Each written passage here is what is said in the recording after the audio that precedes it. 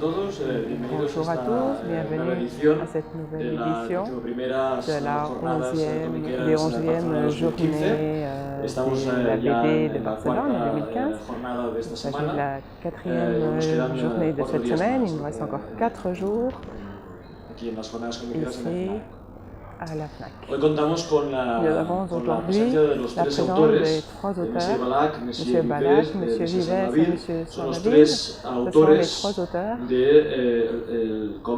Last Man, qui est une série publiée en France et qui est publiée en espagnol par Diabolo Ediciones. Ces 4 tomes correspondent à une série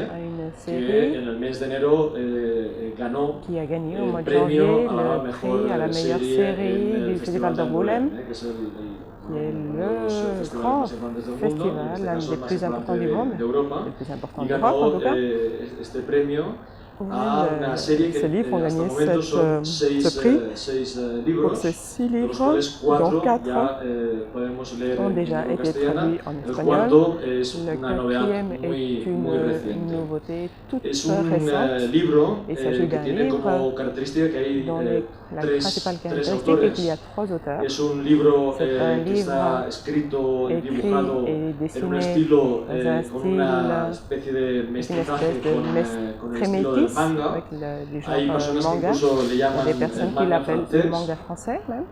El manga francés no es ni mejor ni peor, simplemente es un formato diferente que implica una forma de editar, un color en blanco y negro con las tramas y seguramente también una forma diferente también de leer la historia y del tiempo que dedicamos a la observación de cada página. Para distinguirlo de lo que sería un álbum francés tradicional. Si os gusta el manga, sabéis que siempre acostumbra a tener extras. En este caso, pues también hay una característica muy curiosa y es que hay adhesivos que encontráis en las primeras páginas de cada número y que invita al lector a que utilice esos adhesivos, digamos, en el interior. Y luego incluso hay una especie de making of con un dibujo más divertido, donde aparecen los 3 autores, digamos, durante su proceso creativo, ¿vale? Que se ven cómo están trabajando y hay las formas que se hacen entre ellos, o su forma de interactuar, por ejemplo, con los medios de comunicación, cuando intervienen en entrevistas, cuando aparecen en los viajes, en los salones, etc.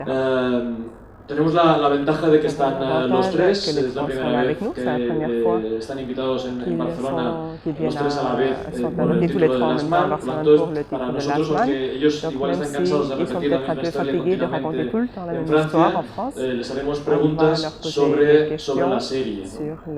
Pero también es verdad que si leéis estos volúmenes, veréis que cuando acabáis también con un tono simpático en la forma en que ellos explican cómo trabajan.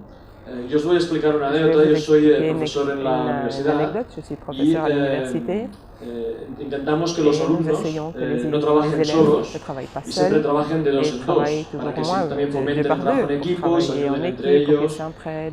Cuando nos viene un grupo que quieren ser 3, nosotros sabemos que habrá 2 que trabajen y 1 que no trabaje. Y cuando nos vienen 4, hay 2 que trabajan, 1 que no trabaja y un cuarto que molesta. En este caso concreto, que sois 3, os quería hacer la primera pregunta de quién de los 3 es el que no trabaja. Parmi vous, quel est celui qui bosse pas? Non, mais en fait, on s'est vraiment bien réparti les tâches. Pardon. Ah oui. En fait, on s'est bien réparti les tâches. Chacun fait des choses très spéciales, mais celui qui travaille le moins, c'est Mickaël. Ouais, c'est Mickaël, je pense. Parce qu'il a un enfant. Et donc, il est obligé de s'en occuper tout le temps. Sinon, l'enfant n'évolue jamais. En estas hojas más simpáticas siempre aparece M. Vives trabajando como esclavo en la mesa de dibujo. ¿Cuánto hay de realidad en esas Quelle est la part de réalité dans ces scènes? Tout est vrai. Mais non, les making-of à la fin sont une manière humoristique d'expliquer un petit peu comment on travaille. Mais Bastien n'est pas extrêmement tyrannique. Michael sait dire autre chose que des borborigmes. Et moi, je suis pas gros et mignon. Mais c'est une manière de sortir des petits traits de nos caractères, mais pour expliquer de manière rigolote et pour impliquer le lecteur, pour dire que la semaine, c'est important pour nous et qu'on veut partager plein de choses avec, et y compris lui donner quelque chose en plus à chaque fois quand il a fini la BD. Voilà. Et ça vient effectivement des mangas. Mais sinon, bon. Et surtout, en fait, il faut aussi comprendre qu'un projet comme Last Man, éditorialement, en France, c'est vraiment très particulier parce qu'on a encore beaucoup la marque scénariste, dessinateur. Et c'est important de faire retourner la bande dessinée dans un travail collectif, d'aller plus vite, de livrer des albums plus vite, de meilleure qualité. Sinon, on va perdre petit à petit le lectorat. Et j'invite vraiment tous les dessinateurs à se regrouper pour pouvoir livrer des œuvres plus intéressantes, plus grosses et plus ambitieuses. Voilà. Et juste pour revenir à ce que tu disais, on trouve que 3, c'est un nombre parfait pour travailler, nous personnellement. Ouais, parce qu'il y en a toujours un qui en fait, quand on est 3, il y en a toujours 2 qui sont d'accord et un qui n'est pas d'accord. Et c'est parfait parce que quand on est juste un contre un, à la fin on se sépare. C'est un peu comme les couples. Voilà, les couples dans la vie, au bout d'un moment, on se sépare. Et quand on est à 3, celui qui joue le rôle comment dire, de tourneur en rond du critique, ça change, c'est chacun notre tour. Et c'est assez parfait. Le ménage à 3. Le ménage à 3 est une très bonne chose. Excusez-moi, je voudrais rectifier le tir, remettre la vérité. Je travaille, donc moins certes, à cause de l'enfant. Mais non. Et moi, je voulais rebondir sur le fait que c'est un travail d'équipe. Et tout seul, moi, ce projet, j'ai toujours rêvé de travailler sur un projet comme ça. Mais tout seul, c'est impossible. Le rythme est trop rapide. C'est vraiment un travail qui peut exister qu'en équipe. Et c'est rassurant de travailler avec 2 autres. Parce que c'est toute une histoire de complémentarité. Moi, là où j'ai des faiblesses, ils sont là pour combler les trous et vice-versa. Et inversement. Oh, combler les trous, c'est trop mignon. Ouais. Voilà. Vous avez des expériences très différentes qui permettent d'utiliser cette œuvre comme une plateforme pour d'autres disciplines artistiques. J'ai entendu dire que vous travaillez sur des matériaux parallèles. Qu'est-ce qui va sortir d'autre parallèle au BD, en français du moins? En France, cette année sortira en septembre normalement le jeu vidéo, sur lequel on travaille avec une équipe de 9 personnes depuis 2-3 ans. Ouais, 3 ans. Et là, il sort cette année, il y a le jeu vidéo. Il s'appelle Last Fight. Il y a le trailer sur Internet, sur YouTube. Et l'année prochaine, on a une série télé en dessin animé avec le service public sur France 4, 26 épisodes, et c'est extrêmement violent, extrêmement drôle. C'est vraiment pour ados, adultes. Et on est très content que l'argent du service public serve à ça. Non, mais on est surtout très content, parce que on a réussi à développer cette BD avec les éditions Casterman. C'était un pari pour nous, et on a eu la chance que ce projet soit aussi bien accepté par France 4, parce que c'est vraiment pas ce qu'on a l'habitude de voir à la télé. On voit toujours des trucs pour les gamins, c'est très édulcoré, très basique, et ils ont eu ils ont fait le pari Voilà, j'ai un peu du mal. Non, mais c'est pas quelque chose d'évident. C'est quelque chose, c'est une chance. C'est Son los niños del siglo XXI. Ce sont les enfants du XXIe siècle. Oui. La série de télévision La série télé se base sur les 6 histoires. ¿O son nuevas? Non, la série va complémenter. C'est pas France. Merci. Oui. Va raconter en fait l'histoire d'un des personnages principaux qui est Richard Aldana, 10 ans avant la bande dessinée, et va donner des clés pour comprendre des choses sur la bande dessinée. Voilà. Et on fait la même chose avec le jeu vidéo. C'est pas une adaptation stricto sensu de la BD. Veremos la historia de boxeador. Ouais. Okay. C'est l'histoire du boxeur, tout à fait. Explicat la ligne éditoriale. Pourriez expliquer la ligne d'édition? Vous avez déjà publié 6 tomes en France. Vous avez prévu de continuer avec d'autres tomes? Ou les 6, il y a quelque chose qui se termine là et vous allez continuer? On a fait un premier cycle de 6 épisodes. Et donc ça, c'est sorti en France. Il y a le tome 7 qui sort en juin, et là on va en faire 6 autres, donc on va en faire 12. Et donc ça va sortir dans les 2 ou 3 années à venir. Et en même temps, il y aura la série télé, le jeu vidéo, et puis il y a les sorties internationales qui vont aider à faire vivre le projet. Le tome 1 vient de sortir aux États-Unis là en mars. Ah, ok. ¿Estáis contentos con la edición española? Est-ce que vous aimez l'édition espagnole? Elle vous a plu? Oui, elle est très cool. On a juste un petit truc sur le tome 4, mais il faudra qu'on voit avec notre éditeur. Moi, je suis très content les bonus, puisque je m'occupe des bonus. Voilà, ouais. Et de voir les blagues que je pense intraduisibles, traduites, de devoir savoir qu'il y a un traducteur qui se prend la tête sur des bêtises que je fais, ça me fait beaucoup rire. Et surtout que l'édition américaine, ils ont décidé tout simplement d'enlever les bonus. Et donc voilà, c'est une grande frustration. Voilà. Sí, porque es algo cómico entre amigos. C'est vrai que ce sont des choses difficiles à traduire, les blagues entre amis. L'humour extrêmement débile, ouais. Déjà, les Français, ils n'ont pas un humour très agréable. Alors en plus, quand c'est des abrutis qui le pratiquent, c'est un peu dur d'arriver à que ce soit vraiment drôle pour tout le monde. Bueno, l'humour picante es muy peligroso. Est très dangereux. Dans les mangas, nous sommes habitués. Chez des auteurs européens, ça peut être plus délicat.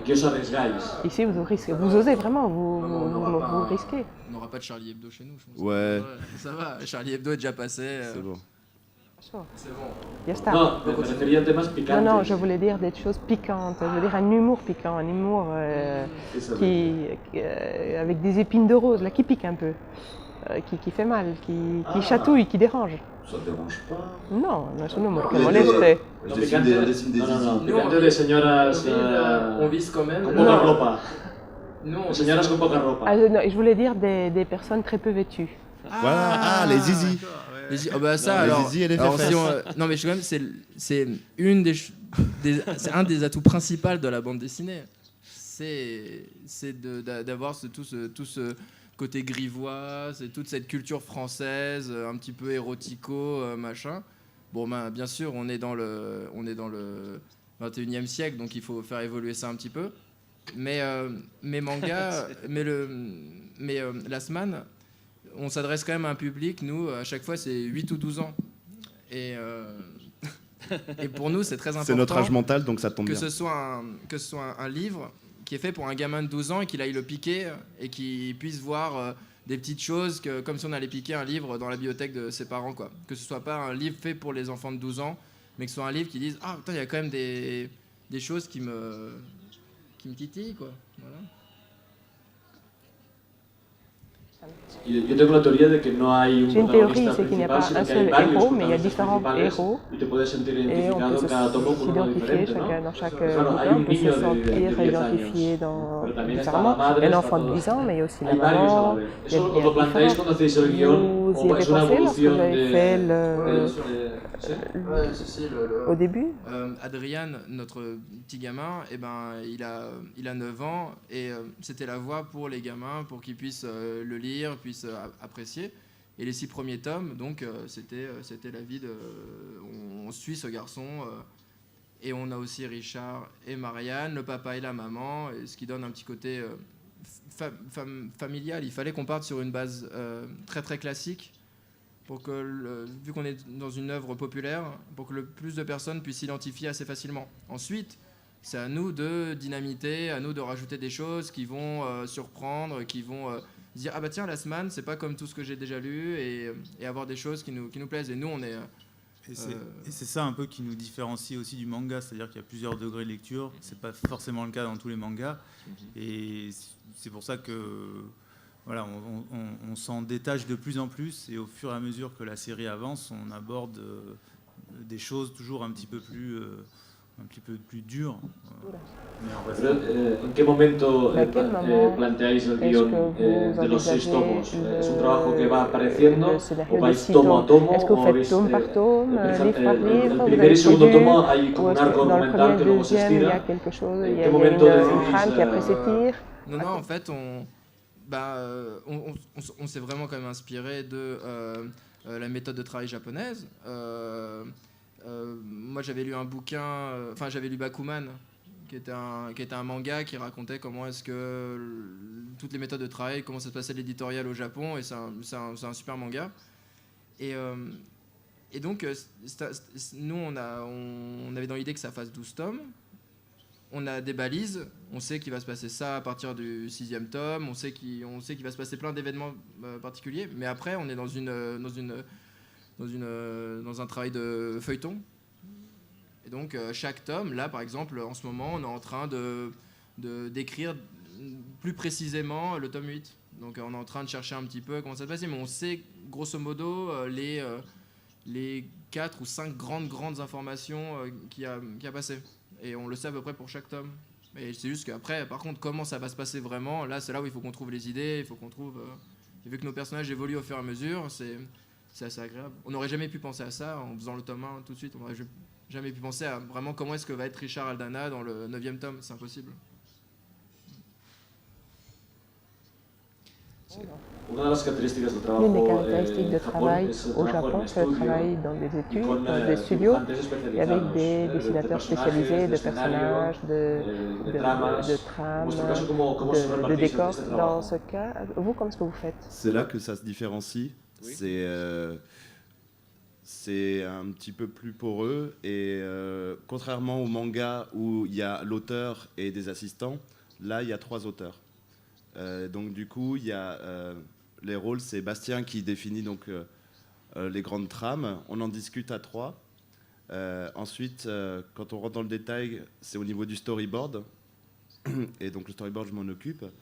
Et ensuite, Bastien et Michael dessinent chacun 10 planches à la suite. Ils se partagent l'album à 50-50 en fait. Et donc c'est quelque chose d'assez particulier, c'est quelque chose de pas très commun. En parte es un ejercicio de laboratorio, en quelque sorte, parce qu'on disait avant las diferencias que hay entre un álbum en francés y un manga en japonés, hay una diferencia básica que es el tiempo que dedicamos de lectura a cada página. Eso nosotros os implica cambiar el chip y pensar en la construcción de la página de otra manera. ¿Cómo os habéis entrenado para estar pendiente de que el tiempo que dedicamos a cada página es más reducido y necesitamos menos texto, más acción? L'entraînement pour ça, c'est très simple. Il faut très très jeune ne pas avoir d'amis, ne pas faire de sport et ne lire que des mangas. Voilà. C'est très simple. Et après, voilà. Ouais, en fait, on vient tous les 3 des Gobelins. C'est une école d'animation à Paris. Et c'est très facile avec Mickaël d'adapter notre style chacun l'un pour l'autre. Il n'y a aucun problème.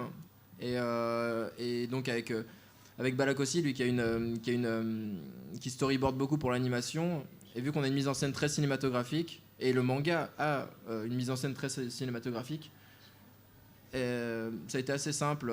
Nous, on est vraiment sur du page turner, donc il faut qu'on tourne très vite les pages, qu'on lise, qu'on soit dans l'ambiance et qu'on se rende plus compte au bout d'un moment qu'on est en train de lire une BD et que tout prenne vie devant nos yeux. Et c'est très important, et c'est pour ça que la lisibilité, bien faire passer les informations, ces choses-là sont très très importants, parce que si on bloque à un moment donné, on décroche du bouquin, c'est fini et on a raté. Donc au bout d'un moment, il faut qu'on comprenne tout très vite. Et les gens ne se rendent pas compte, mais ils vont lire les bulles, et ils vont pas s'arrêter sur les pages. On n'est pas sur un grand format où on peut s'arrêter pendant longtemps sur des pages. Vous deux, vous aviez déjà une publication précédente que nous pouvons aussi lire en espagnol. C'est Hollywood. Diane, que está aquí en Diabolo también, Diabolo Ediciones. Diabolo Ediciones está traduit aussi. C'est un style tout à fait différent, il me semble. Non, la manière de faire, c'était plus ou moins la même.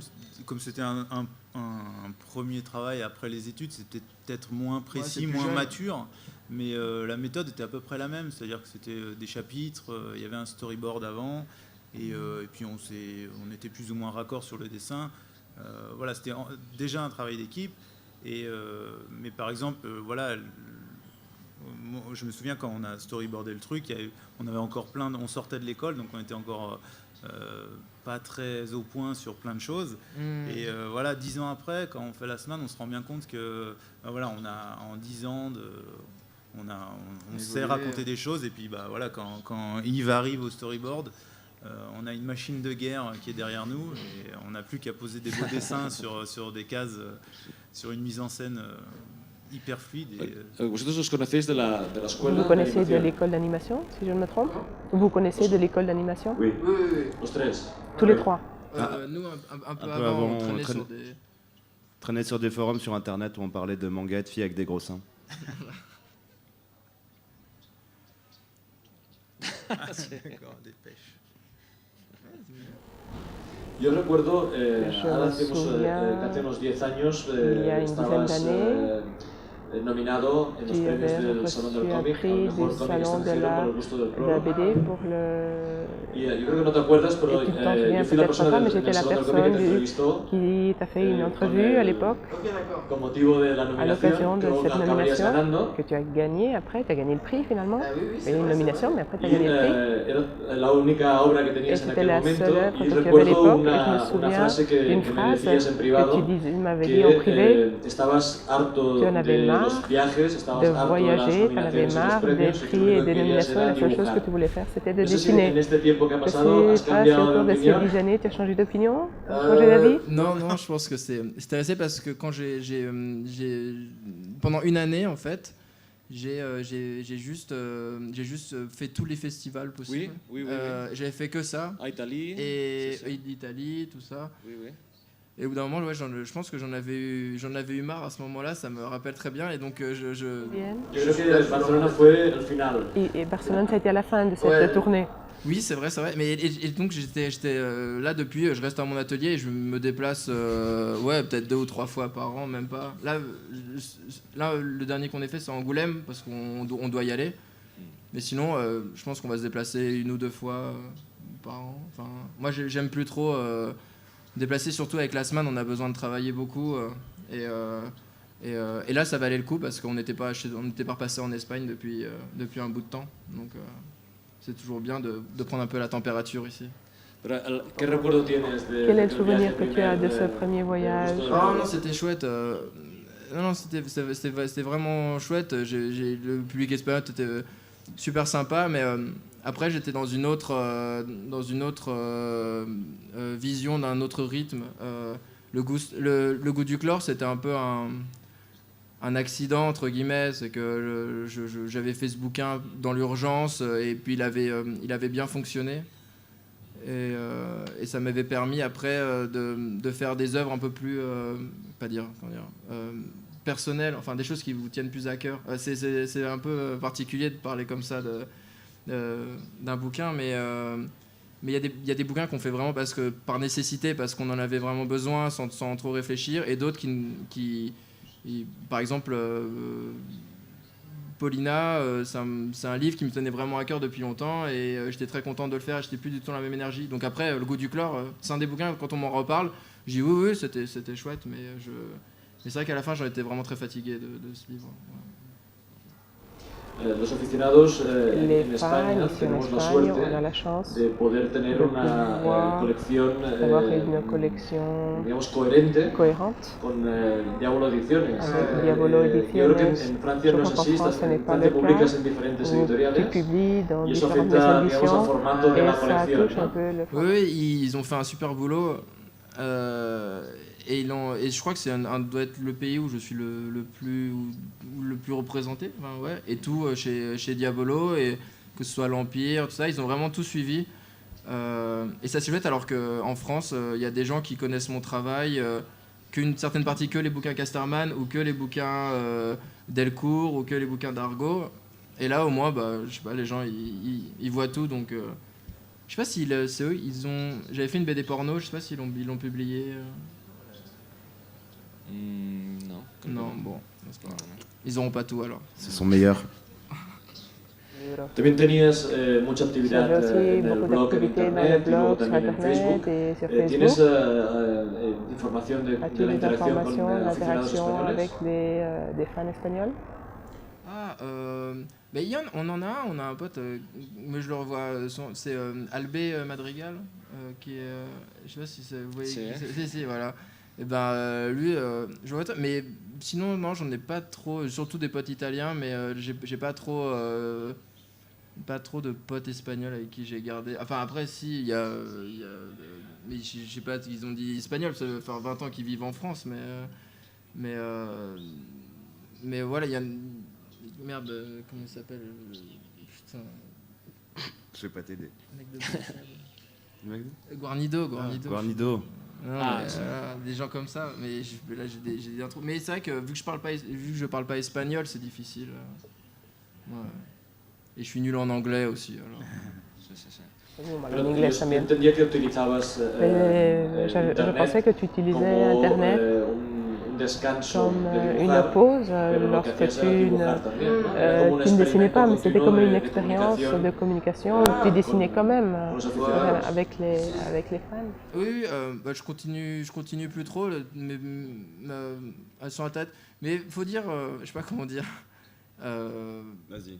Non, mais c'est un peu compliqué. Mais je sais pas, j'aime vraiment beaucoup la BD.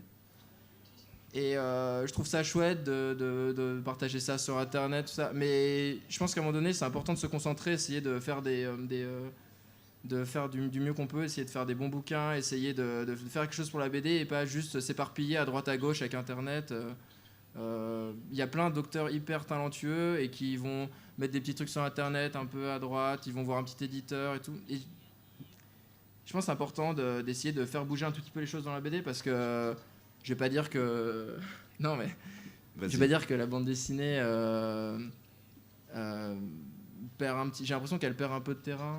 C'est un super médium et avec il y a beaucoup de changements, et je pense que c'est important, juste en tant qu'auteur et de notre responsabilité d'auteur, de se concentrer, d'essayer de faire des bons bouquins et de faire tout ça.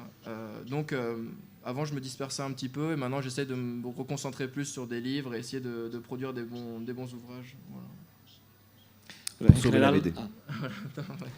En general, las obras de Monsieur Vives son muy cinematográficas. Ahora hablabais de una serie de animación. Sé que hay otros proyectos que se está hablando de que van a ir al cine. ¿Eso os puede quitar trabajo de dibujante de cómic? Non. Le cinéma est un métier bien trop chiant et insupportable à faire, je pense. C'est pas du tout mon travail. Moi, je dessine. Par contre, peut-être travailler dans l'écriture ou des choses comme ça, pourquoi pas. J'ai entendu dire qu'il pouvait y avoir des versions cinéma. Et c'est très bien, les gens vont faire un super boulot, je pense, mais moi je regarde pas trop. J'ai lu un peu les scripts, j'ai dit ce que j'en pensais, Mais je préfère laisser ça de côté, me concentrer sur les bandes dessinées. Mais dans le jeu vidéo et la série d'animation, vous faites du... Et Balak fait le la série. animé. La série télé. Et moi, je travaille pas. Toujours pas. Toi, tu t'occupes de ton enfant. Toi, t'as un enfant. Hay la broma de que estáis vendiendo una revista en La Nasman. vague, c'est que vous Esa revista vendez podéis une provocar revue dans una la ansiedad semaine de algo que qui no existe, ¿no? provoque quelqu'un est accro, quelque chose qui n'existe pas. Vous parlez d'une revue que vous vendez dans la semaine, mais cette revue n'existe pas. Ah oui, pardon, Sexy Sirène, c'est ça? Oui. Sexy Sirène, c'est une revue, une fausse vraie revue qu'on a vendue en France, vraiment. Mais du coup qui n'est pas traduite en espagnol, je pense pas. On peut le choper sur Amazon, je pense. Mais en France. En français, la revue existe pour de vrai. Il y a un seul numéro, c'est un faux numéro. Mais on l'a vraiment sorti. Voilà, c'est un peu collector, c'est un peu dur à trouver. Yo no sé si aprovechamos Je ne sais si en la pas sala alguien s'il quiere y hacer a quelqu'un dans la alguna salle qui pregunta, souhaite aprovechar poser que tenemos des los autores questions, aquí. puisque nous avons les auteurs ici avec nous. Yo, una de las dudas que tengo siempre es cuál es vuestra referencia para poder comparar esta obra con otra, o con un manga o con algún tipo de cómic que cuando vais a explicar a la editorial lo que queréis hacer, ¿qué tipo de títulos, personajes, autores explicáis? Les auteurs, de quoi parlez-vous? Moi, je sais qu'à chaque fois, quand on parle des références, moi, je sais que j'aime vraiment beaucoup Ken le Survivant, Hokuto no Ken. Et en fait, je suis vraiment fan de ça. Donc, quand j'en parle, les gens ne comprennent pas forcément au niveau éditorial, mais après, je pense que Dragon Ball ou même Berserk. Star Wars, c'est pas un manga, mais ce que j'aime, c'est l'idée d'avoir un univers, de l'étendre, de jouer avec, et que les gens puissent se l'approprier. Et par exemple, dans la semaine, vu qu'il y a plein de personnages, les gens disent « Ah, mais moi j'aime beaucoup celui-là, j'aime bien celui-là », et puis à chaque fois on donne des petites infos, et je trouve ça très agréable. Dans cet univers que vous avez créé dans la semaine, les personnages vont grandir d'âge ou ils vont toujours avoir le même âge? Ah, alors là, c'est du spoil. Donc ça va bouger, oui. C'est ça qui est intéressant. L'intérêt de ce format du manga, c'est qu'on peut faire grandir, évoluer les personnages, et on ne va pas se priver pour le faire, oui. Voilà. Cada tomo prácticamente hay un cambio que desconcierta al lector. Un petit peu le lecteur. ¿Cómo pensáis hacer un tomo que sea totalmente diferente del anterior en cuanto al lugar donde va a suceder los hechos? L'endroit où les faits vont Si avoir lieu. recordáis en la serie Perdidos, por ejemplo, los aficionados decían lo que iba a pasar al día siguiente y el director decía, bueno, pues haré lo contrario de lo que dicen los Qu'est-ce que vous aficionados. pensez? Les fans disaient il va se passer ça et le directeur disait exactement le contraire. Comment est-ce que vous faites pour nous perdre à chaque fois? C'est le grand plaisir et le grand risque à chaque fois, c'est on veut surprendre, mais on ne veut pas perdre le lecteur, mais on veut à chaque fois dire oui, on va par là. Sur les 2 premiers tomes, on a l'impression de dire ok, c'est un tournoi, tu connais Dragon Ball, tu connais Naruto, et à la fin du 2e tome de dire ah ben non, c'était pas ça du tout, on part sur autre chose. Et sur le 3e tome, on part sur Mad Max, Ken le Survivant. On dégage un des personnages principaux pendant tout un tome pour se focaliser sur la mer, par exemple. Et après, pour le 4e, c'est encore un autre univers, c'est une autre ambiance. Et, on suit nos envies pour les ambiances. Mais on a envie de se surprendre. Il faut voir que nous, on travaille en flux tendu. C'est aussi quelque chose d'assez égoïste, c'est qu'on travaille tous les jours depuis 3 ans. On ne prend pas beaucoup de vacances. On veut tout le temps se séduire dans ce ménage à 3. On veut tout le temps se séduire l'autre, le remotiver. Et donc, on essaie de trouver les choses qui surprennent, les choses qui nous plaisent. Et on fait confiance à notre instinct aussi. Sí. Es un trabajo muy bien preparado porque podéis utilizar un recurso que es como si atravesaran puertas dimensionales y al pasar una puerta puede ser lo que quisierais. En cambio, trabajáis siempre en el mismo universo, siempre estáis en el mismo continente, por decirlo así, ¿no? en quelque sorte sur le même continent. Ouais, en fait, il faut arriver à, comme disait Balak, on pose un peu des règles du jeu, on joue avec, on surprend. Il faut aussi déconcerter le lecteur parfois, mais il faut... Le plus important, c'est de toujours rester bien avec ses personnages, même si le lecteur va pas forcément comprendre tout de suite où est-ce qu'ils sont, qu'est-ce qu'ils font, je sais pas quoi. Si les personnages sont assez forts et ils se tiennent assez eux-mêmes, on peut tout raconter. Je veux dire quelque chose de bête, mais je parlais de Star Wars tout à l'heure, mais si on n'a pas un Star Wars ou un Han Solo, des gens comme ça, l'œuvre en elle-même, bon, c'est rigolo, l'univers, hein, c'est chouette, mais je peux aussi lire l'histoire de France ou voilà, ou des trucs comme ça. Mais c'est important quand on a des vrais personnages puissants et forts, et ben on peut s'y rattacher. Ce qui est important, c'est que dans les 6 premiers tomes, on est à travers les yeux de ce petit gamin de 8 ans, de 8-9 ans, et donc on suit toute l'histoire à travers ses yeux, quoi.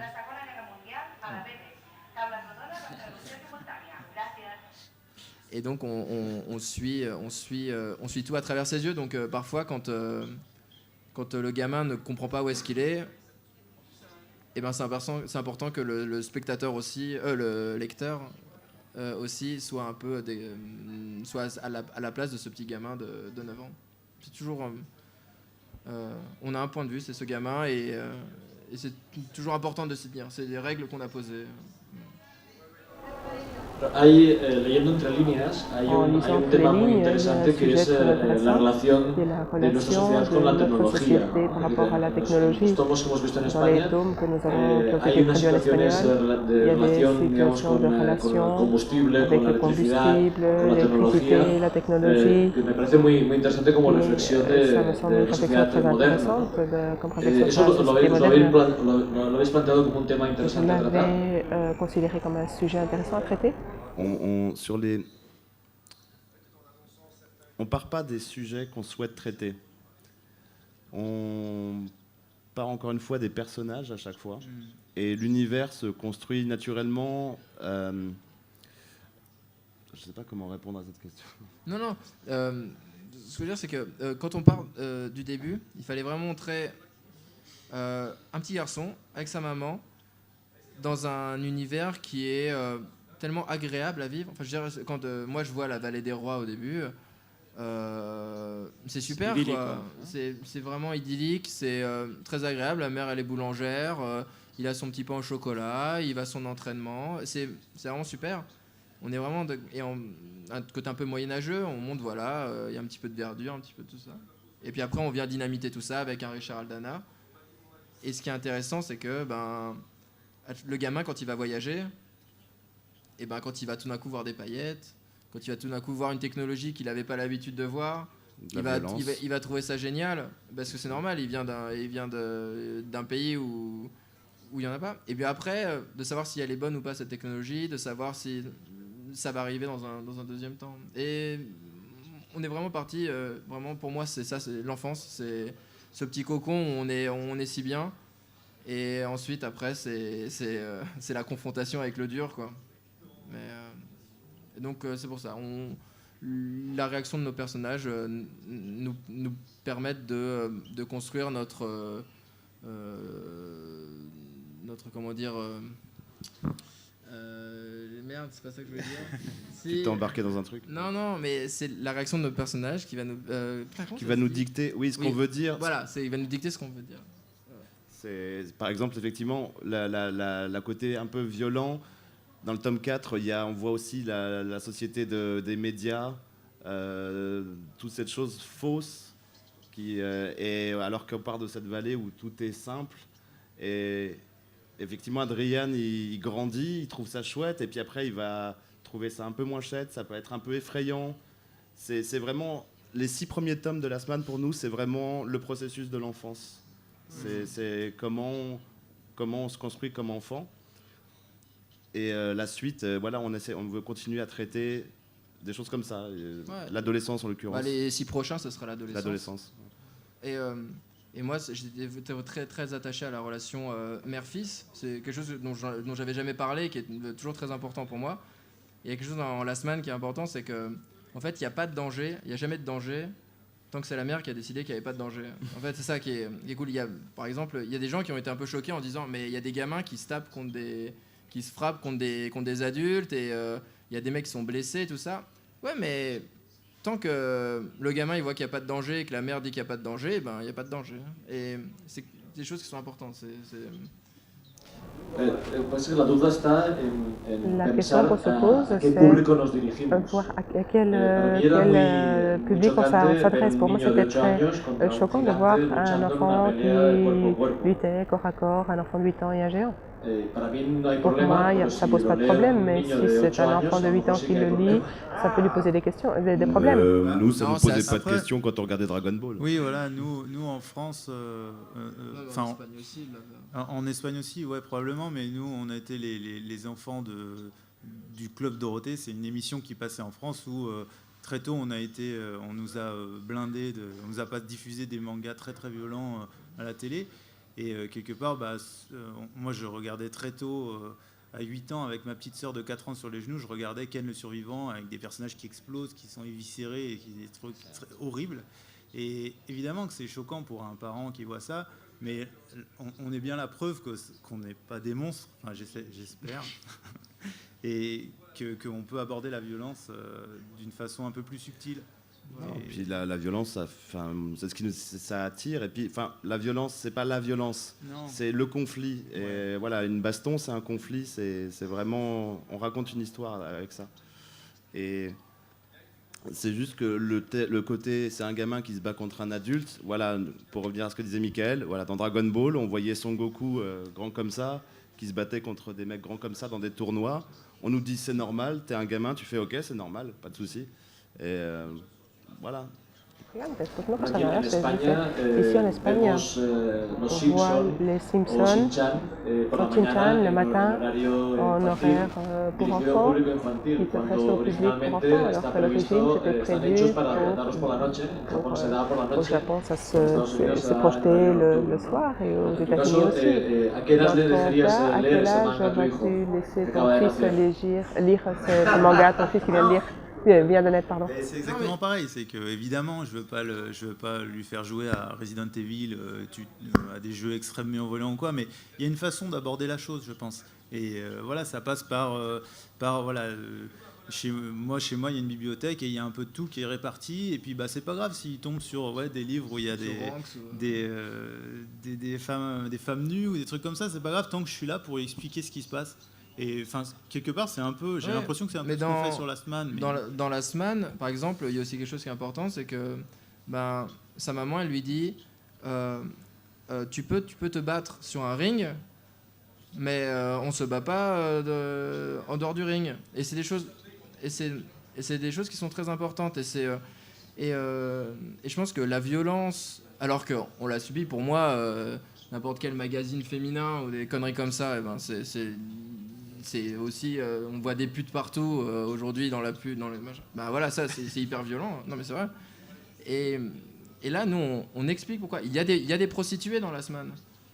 Mais les prostituées, on les entend, elles expliquent ce qu'elles font leur truc et elles font leur boulot. Il y en a qui disent qu'ils font leur boulot, il y en a qui disent qu'elles sont hors la loi, il y en a qui... Voilà, on explique ce que c'est. Et même toutes les petites choses, à un moment donné, Adrien, il est quand même avec une star de la chanson qui a des seins énormes et il parle, et à un moment donné, elle lui montre, elle a des drogues, elle prend de la drogue, et lui, il comprend pas ce que c'est, et elle lui dit non, mais c'est des pilules pour aller mieux, c'est des choses comme ça. Et donc, c'est important de... Non, mais c'est important d'expliquer les choses et de voir toujours les choses à travers ses yeux.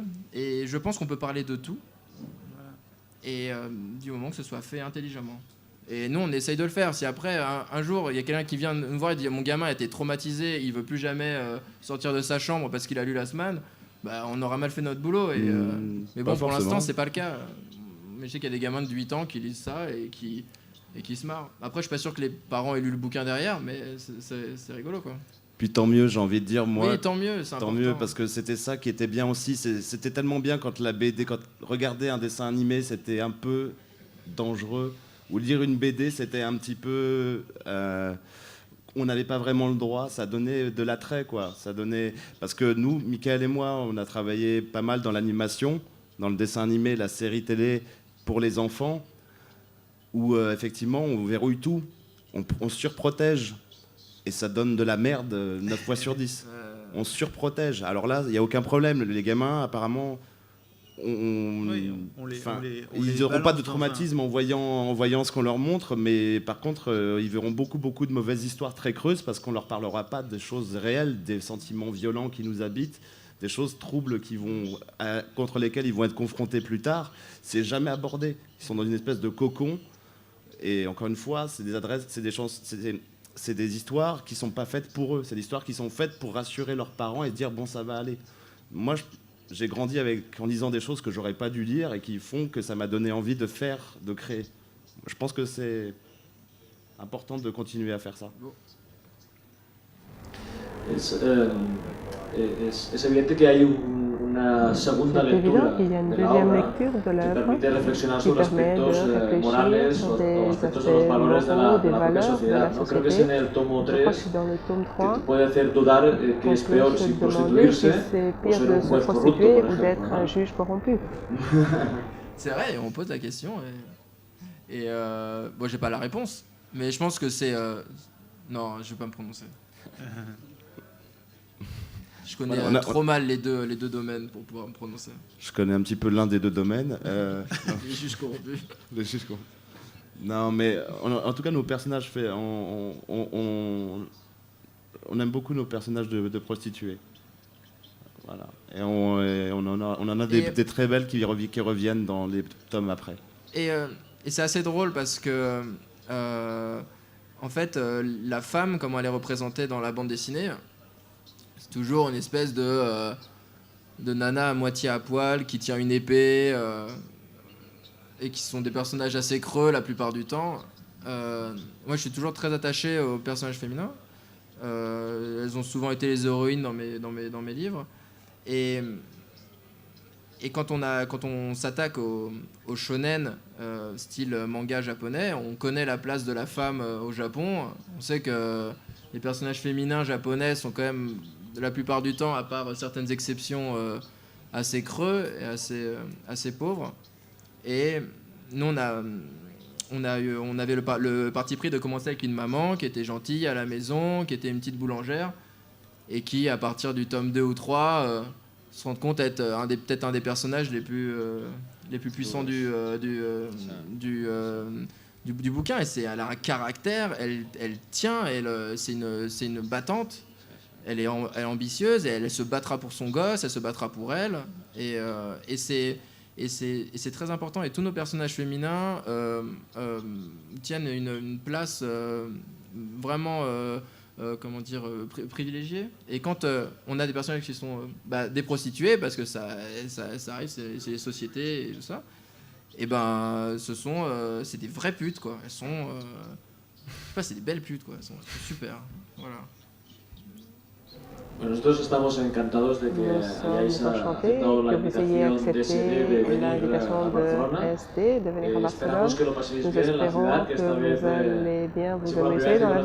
c'est pas la première fois que je viens à esta vez se lo pase bien, que disfrute de estar esta tarde. Vous allez bien vous amuser, vous allez vous éclater à Barcelone. Los aficionados estamos encantados de teneros Nous sommes vraiment con nosotros y enchantés de haber vous avoir escuchado parmi la presentación nous, que habéis hecho d'avoir y de écouté poder cette présentation, leeros y de pouvoir animaros a que vous lire. continuéis Et on trabajando vous encourage à continuer à en travailler equipo, en équipe, tous les trois. Tous les trois. Tous les trois. C'est lui qui fait les plus belles pages. Alors. C'est Michael qui dessine le mieux. Dibuja mejores, a las mejores páginas. Merci beaucoup. Merci à vous tous d'être venus et à la prochaine fois. Merci.